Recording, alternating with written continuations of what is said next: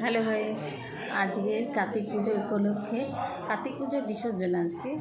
তো আজকে special menu আপনাদের খিচুড়ি, বেগুনি, তাহলে বাঁধাকপি আলু তরকারি, এটা পেঁপের চাটনি। সবাই খেতে বসেছে।